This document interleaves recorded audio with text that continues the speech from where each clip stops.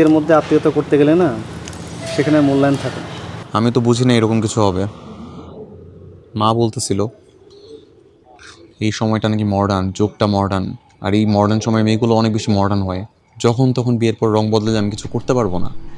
এর জন্য অচেনা অপরিচিত মেয়েকে বিয়ে করার থেকে আত্মীয়তার মধ্যেই বিয়ে করা ভালো।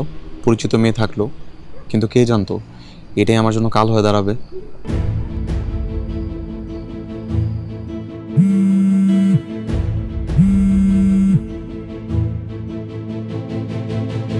কে?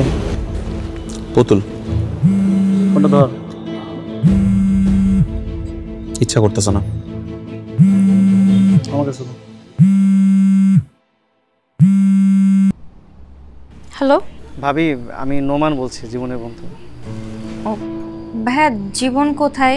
জীবন আমার পাশে আছে। ভাবি, আপনার সাথে আমার কিছু কথা আছে, এই জন্য জীবনের কাছ থেকে ফোনটা নিয়ে নিলাম। হ্যাঁ ভাইয়া বলেন না। ভাবি, জীবনে খুব মন খারাপ। ভাবি, একটা জিনিস কি জানেন, স্বামী স্ত্রীর সম্পর্ক কিন্তু পৃথিবীর সবচেয়ে সুন্দর সম্পর্ক, সবচেয়ে মধুর সম্পর্ক। আর এটা যদি আপনারা দুজন না মেনটেন করতে পারেন তাহলে কিন্তু সুখ শান্তি আর ঘরে থাকবে না, সব চলে যাবে। জি ভাইয়া, আমি বুঝতে পেরেছি।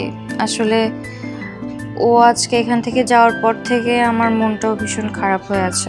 আর খালার সাথেও আমার অনেকক্ষণ কথা হয়েছে, খালাও অনেক কিছু বোঝালো। আসলে আমি অনেক বোকামি করে ফেলছি। আপনি একটু ওর কাছে ফোনটা দেন না ভাইয়া। কথা বল। বল। বল। হ্যালো, শোনো, আমি এক্ষুনি ওই বাসায় রওনা দিচ্ছি। হ্যাঁ, তুমি আসার সময় আমার জন্য ফুল নিয়ে আসবা, আর আমি আজকে নিজের হাতে তোমার জন্য রান্না করে রাখবো, ঠিক আছে? পুতুল, তুই ঠিক আছিস তো?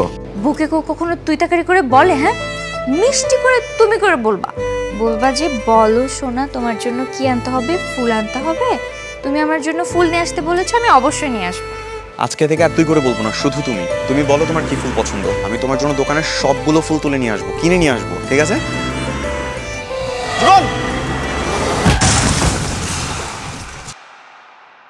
পুতুল যদি তোমার নিজের মেয়ে হতো তাহলে কি তুমি পারতে এরকম একটা ছেলের সাথে ওকে সংসার করতে দিতে? তখন তো নিজের মেয়েকে ঠিকই বাসায় নিয়ে যেতে। আমার ছেলের যদি অ্যাক্সিডেন্ট না হয় তোর মেয়েটার হতো, আমি কি ওকে বাড়ি থেকে বের করে দিতাম? সেটা তো দিতাম না। তখন দেখা যেত কি করতে। আমি এত কিছু বুঝি না বাবা, আমার মেয়েকে আমি কোনো পঙ্গু ছেলের সাথে সংসার করতে দিব না। হ্যাঁ, তুই এত কঠিন হয়ে কথা বলিস কেন বলতো?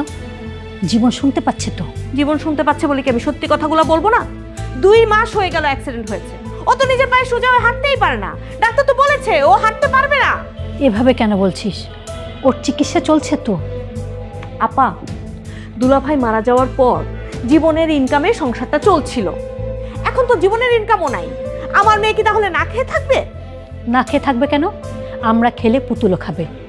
এটা নিয়ে কেন তুই ভাবছিস? একটা না একটা ব্যবস্থা হবে তো।